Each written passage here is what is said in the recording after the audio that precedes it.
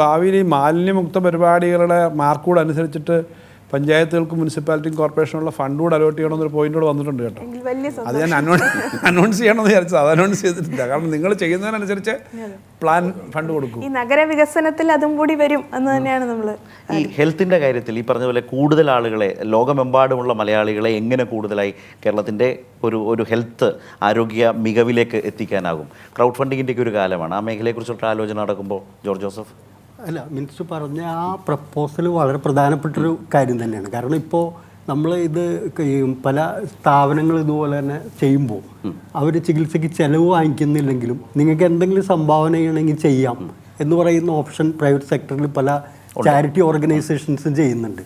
തീർച്ചയായിട്ടും അത് വലിയ ഒരു മാർഗം തന്നെയാണ്, അതിൽ യാതൊരു സംശയമില്ല. അതിൽ സർക്കാർ തന്നെ മുൻകൈ എടുക്കണം.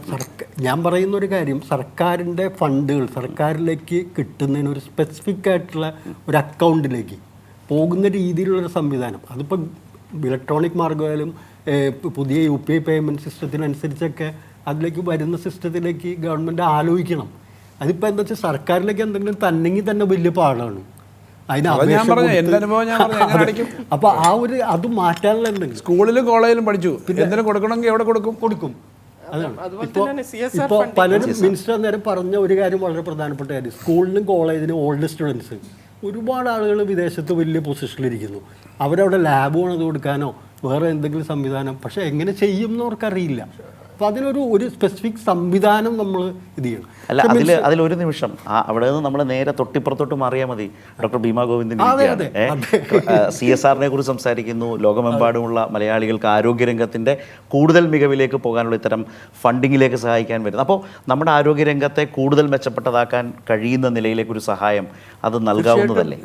CSR ആക്ടിവിറ്റീസ് കോർപ്പറേറ്റ് ലെവലിൽ ചെയ്യുന്നുണ്ട്, ഞാൻ ഉൾപ്പെടെ ഇപ്പം തന്നെ ചെയ്യുന്നുണ്ട്. ആരുടെയും റിക്വസ്റ്റ് ഇല്ലാണ്ട് ഹെൽത്ത് സെക്ടറിൽ പേഴ്സണലായിട്ടും ചെയ്യുന്നുണ്ട്, കമ്പൈൻഡ് ആയിട്ടും ചെയ്യുന്നുണ്ട്. ബട്ട് അതിൽ ആൾക്കാർക്ക് എഫക്റ്റീവായിട്ട് അല്ല അവർക്ക് യൂസ്ഫുള്ളായിട്ട് ഏതാണെന്ന് മനസ്സിലാക്കി കൊടുക്കുന്നതിനുള്ള സംവിധാനം കിട്ടിയാൽ മതി. തീർച്ചയായിട്ടും കൂടുതൽ കൊടുക്കാനുള്ള സംവിധാനം തീർച്ചയായിട്ടും ഉണ്ട്. അവരൊക്കെ തയ്യാറാണ്. കോർപ്പറേറ്റ് ലെവലിൽ തീർച്ചയായിട്ടും അതിന് സപ്പോർട്ടുണ്ട്. ഗവൺമെൻറ് ലെവലിൽ നിന്ന് അത് എവിടേക്കാണ് എന്തൊക്കെയാണെന്നൊരു സജഷൻ കൂടെ വരണം. ഇപ്പോൾ ചേർത്തെ 10 ലക്ഷം രൂപ സംഭാവന ചെയ്യണമെങ്കിൽ എവിടെ കൊണ്ടുപോയി ഞാൻ കൊടുക്കും? ഒരു ഗവൺമെൻറ് ഓഫീസിൽ ചെന്ന് കഴിഞ്ഞാൽ അത് സാറേ ഇവിടെ അല്ല, അത് ഞങ്ങൾക്കറിയില്ല ഇങ്ങനെ.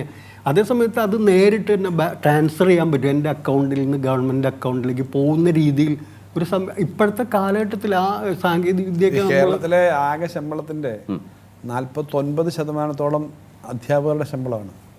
അത്രയും വലിയൊരു സെക്ടറാണ് ഈ എഡ്യൂക്കേഷൻ. അപ്പോൾ അവിടെ നിന്ന് ഇത്രയും ലക്ഷക്കണക്കിന് ആളുകൾ പഠിച്ചു പോയിട്ട് പല സ്ഥലത്ത് പോകുന്നവർ എന്തായാലും അവരൊരു കാര്യം തിരിച്ചു ചെയ്യണമെന്ന് ആഗ്രഹിക്കുന്നവർക്ക് ചെയ്യാനൊക്കെ ഒരു സംവിധാനം വന്നാൽ ചിലപ്പോൾ പ്രാദേശികമായ ഓരോ സ്കൂൾ ഇപ്പം ചിലയിടത്ത് നന്നായി നടക്കുന്നുണ്ട്. സജി ഗോപിനാഥ്, ഈ ഒരു ആശയം ഇതിൻ്റെ ഒരു എക്സാമ്പിളാണ് നമ്മൾ നടക്കാവ് സ്കൂൾ അങ്ങനെയാണല്ലോ മാറിയത്. അവിടുത്തെ ഒരു പഴയ സ്റ്റുഡൻ്റാണ് ഏറ്റവും കൂടുതൽ പൈസ ചിലവാക്കി. അതെ എക്സാക്ട്ലി. അപ്പോൾ അങ്ങനെയുള്ള ഒരു കോൺടാക്ട് എങ്ങനെ നമ്മളിത് എത്ര വളരെ പെട്ടെന്ന് ഇത് ചെയ്യും എന്നുള്ളതാണ് ഒരു ചലഞ്ചായിട്ട് ഉള്ളത്. കാര്യം സമയം വളരെ കുറവാണുള്ളത്. How do you implement in വളരെ ചെറിയ സമയം കൊണ്ട് ഈ പറഞ്ഞ ഇഷ്യൂസ് എല്ലാം നമുക്ക് സോൾവ് ചെയ്യണം.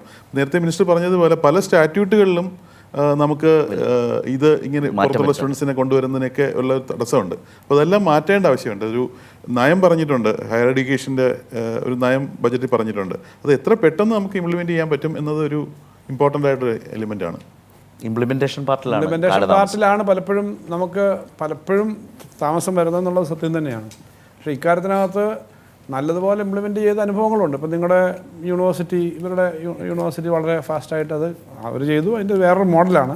ഇപ്പം 3 ഞാൻ ഡിസ്കഷൻ നടത്തിയിരുന്നു. അപ്പം അവർ പറഞ്ഞ് ഞങ്ങൾക്ക് റവന്യൂ ഞങ്ങൾക്ക് ഉണ്ടാക്കാൻ പറ്റും, ഞങ്ങൾക്ക് അതുകൊണ്ട് അവർ ലോൺ എടുക്കാം 250 കോടി വരെ എടുക്കാം പലിശയുടെ. ഞാൻ പറഞ്ഞു ഓക്കെ, പലിശ നമ്മൾ തരാം എന്ന് പറഞ്ഞു. അതുപോലെ ഓക്സ്ഫോർഡ് യൂണിവേഴ്സിറ്റിയിലേക്കുള്ള കുട്ടികളുടെ ഒരു സ്കോളർഷിപ്പ് ഫണ്ട് വേണം. അപ്പോൾ ഞാൻ ആ ഫണ്ട് അതിനകത്ത് വെച്ചിട്ടുണ്ട്. ആദ്യ പ്രാവശ്യം ഞാൻ ഡിജിറ്റൽ യൂണിവേഴ്സിറ്റിയുടെ വൈസ് ചാൻസലറെ അന്ന് മന്ത്രിയായതിനു ശേഷം അവർ എന്നോട് ആവശ്യപ്പെട്ടാലേ ഞാൻ അവരെ വിളിച്ചു. ഗ്രഫീൻ്റെ ഫണ്ട് ആദ്യം വെക്കുന്നത് ഞാൻ മന്ത്രിയായപ്പോൾ ഗ്രഫീൻ എന്ന് പറയുന്ന സംഗതിയെ പറ്റി ചോദിച്ച് നിങ്ങൾക്ക് പണം എത്ര വേണമെന്ന് അങ്ങോട്ട് വിളിച്ച് ചോദിച്ചിട്ടാണ് ചെയ്ത്. അപ്പോൾ നമ്മൾ വല്ലതും ചെയ്യുന്ന ഏത് സ്ഥലത്തായാലും ചെയ്യുന്നതിന് കൂടുതൽ സപ്പോർട്ട് കൊടുക്കാൻ വേണ്ടിയിട്ട് നമുക്കും തോന്നും.